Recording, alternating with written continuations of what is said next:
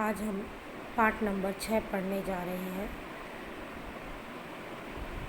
जिसका शीर्षक है ये दंतुल्य मुस्कान। यह एक कविता है और इसके कवि हैं नागार्जुन। आइए हम नागार्जुन की जीवनी पढ़ते हैं। नागार्जुन का जन्म बिहार के दरभंगा जिले के सतलखा गांव में सन 1911 में हुआ। उनका मूल नाम वैद्यनाथ मिश्रा था। आरंभिक शिक्षा संस्कृत पाठशाला में हुई। फिर अध्ययन के लिए वे बनारस और कलकत्ता गए। 1936 में वे श्रीलंका गए और वहीं बौद्ध धर्म की दीक्षित हुए। 2 साल प्रवास के बाद 1938 में स्वदेश लौट आए।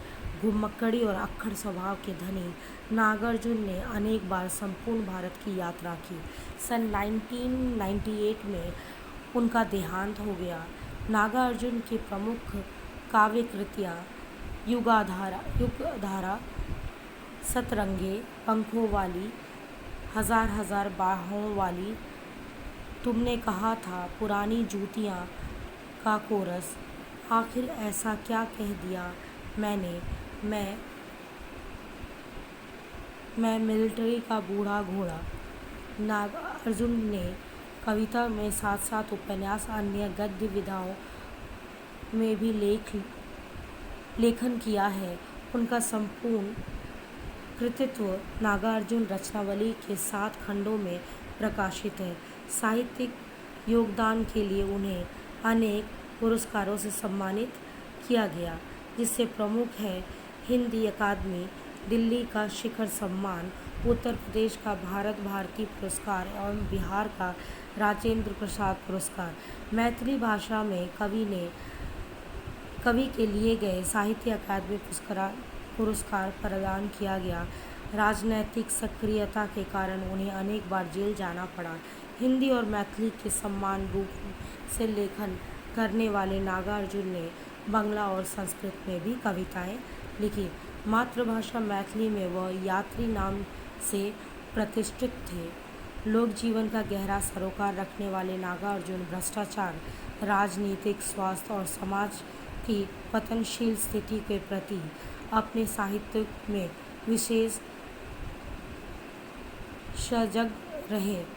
वे व्यंग्य के माहिर थे, इसीलिए उन्होंने आधुनिक कबीर भी कहा जाता है। छायादोतर दौरे के वो ऐसे अकेले कवि हैं जिनकी कविता गांव की चौपालों और साहित्यिक दुनिया के समान रूप से लोकप्रिय रही।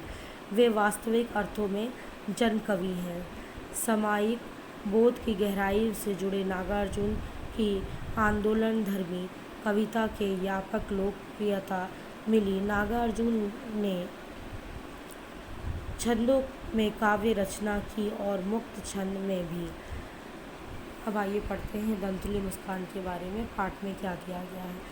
यह दंतुल्य मुस्कान कविता में छोटे बच्चों की मनोहरमी मुस्कान देखकर कवि ने मन में जो भाव उमड़े हैं, उन्हें कविता में अनेक बिंबों के माध्यम से प्रकट किया है। कवि का मानना है कि इस सुंदरता में ही जीवन का संदेश है।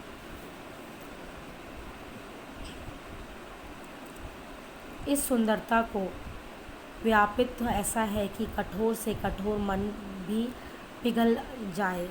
इस दंतुल्य मुस्कान की मोहकता तब और बढ़ जाती है जब उसके साथ नज़रों का बागपन जुड़ जाता है।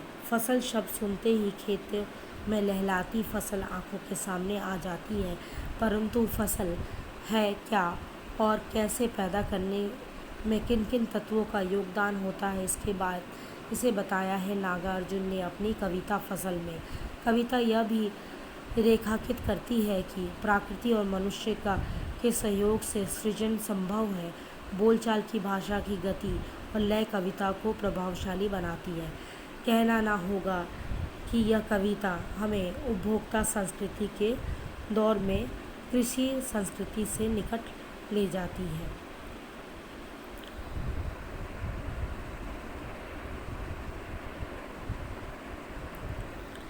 आइए हम अब कविता पढ़ते हैं। तुम्हारी ये दंतुली मुस्कान मृतक के में भी डाल देगी जान। धूली धुसर धुसर हमारी यह गात, छोड़ तालाब मेरी झोपड़ी में खिल रहे जलजात। पारस पाकर तुम्हारे ही प्राण पिघल पिघल कर जल बन गया होगा कठिन पाषाण। छू गया तुमसे कि झरने लगे पेड़ शेफाली के फूल। बांस था कि बबूल, तुम मुझे पाए नहीं पहचान। देखते ही रह गए अनिमेष, थक गए हो। आँख लो मैं फेर, क्या हुआ यदि हो सके परिचित ना पहली बार। यदि तुम्हारी माँ का माध्यम बनी होती आज, यदि तुम्हारी माँ ना माध्यम बनी होती आज, मैं ना कर सकता देख, मैं ना पाता जान तुम्हारी यह दंतुली मुस्कान। धन्य तुम माँ भी तुम्हारी धन्य, चिर प्रवासी में इधर मैं अन्य। इस अतिथि से प्रिय तुम्हारा क्या रहा संपर्क, उंगलियों माँ की करती रही मधुपर्क। देखते तुम इधर कन की मार, और होते जबकि आंखें चार, तब तुम्हारी दंतुली मुस्कान मुझे लगती बड़ी ही छवि मान।